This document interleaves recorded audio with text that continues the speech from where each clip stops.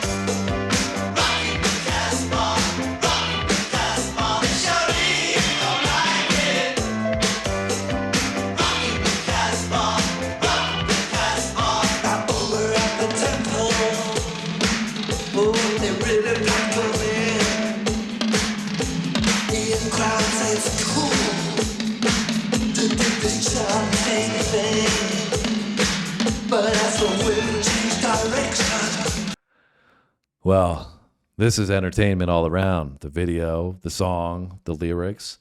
And it's also a song I think I recognize hearing somewhere before, but just the chorus section. With that said, it's a song that I would have had no idea, and I think I had no idea what was being said when I heard it. You know? It was something that one of those songs that you like hear it, like I would have never thought they said Casbah. Yeah, well, right? you wouldn't even know what that was, right? So you would have just assumed it was like... I'm pretty sure I thought, like when I heard this at some point, they were saying like rock the Casbah or something like that.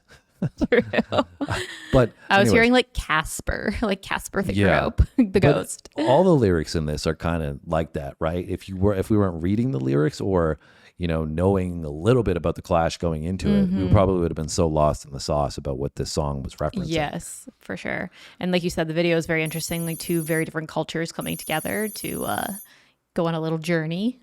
Yeah, we got the Middle East and the Amish apparently. Yeah, they're seemingly living it up together though. Literally like smashing some drinks.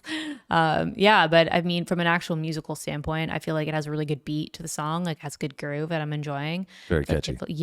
Which is kind of like, you know, making me get in the groove here and jam out a little bit. He's also like, I think you already said this, but he's a very unique voice as well. Yeah.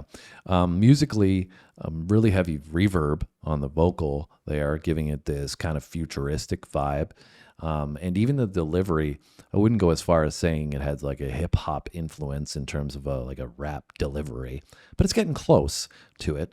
It's not like a vocal performance, I would say. It's more of a lyrical performance is what I'm getting at with that. So a little bit different than what we get to experience, but I like how they've complemented that. It's like a kind of a fun song and it's anthemic through the chorus section, but at the same time, it seems like they're pointing out that you can't stop music, right? You know, you can't stop this beautiful thing that the world loves in music, right? Even if you're trying to stifle people. I think the thing too is that music brings people together, right? And in this video, they're showing two very different people coming together and kind of like unity. And I feel like that's also kind of playing into the message of the song, like you said, of like you can't stop music, and music unifies people and brings people together. 100%, yeah.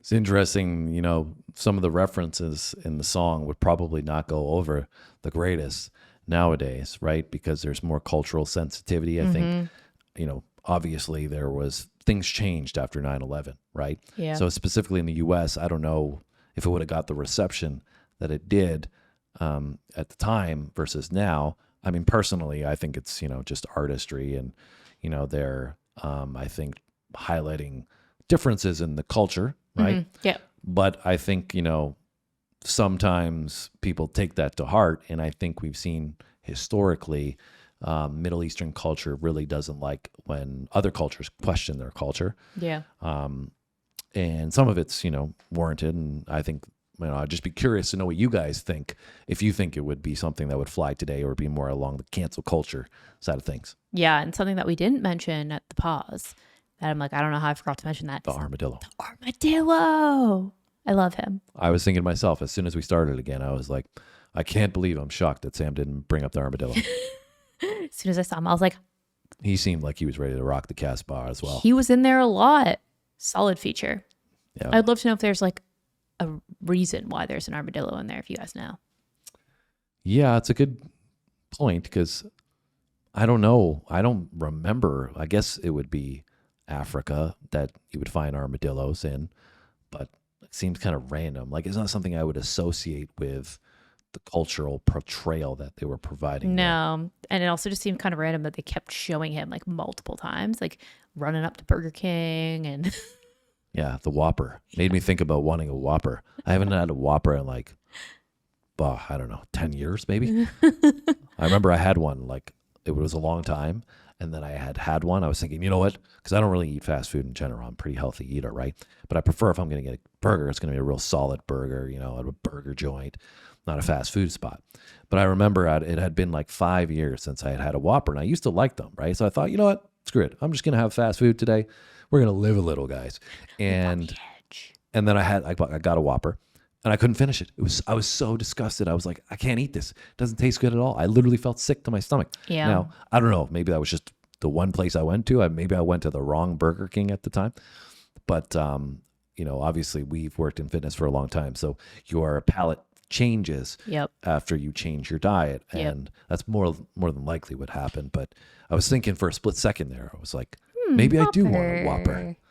So if that Product happens, placement. I'll make sure to document it for you guys and let you know how I feel. Yeah, I was never really a Burger King person, but definitely got the product placement in there. Yeah, valid. Yeah.